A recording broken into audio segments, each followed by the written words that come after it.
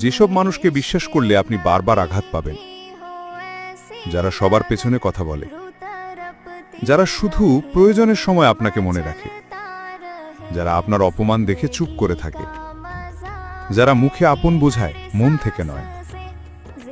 যারা প্রতিযোগিতা করে বন্ধুত্বের ভান করে, যারা আপনার দুর্বলতাকে বিচার করে, যারা গোপন কথা রাখতে জানে না বা আপনার ভুল দেখেও তা না বলা, অন্য মানুষের কাছে ছোট করা,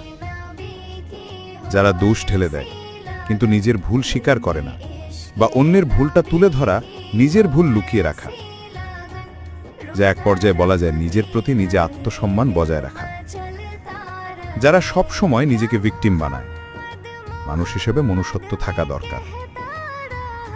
মনোবিজ্ঞানের দৃষ্টিকোণ থেকে এসব আচরণ মানসিক অস্থিরতা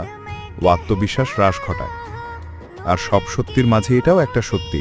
এই স্বার্থ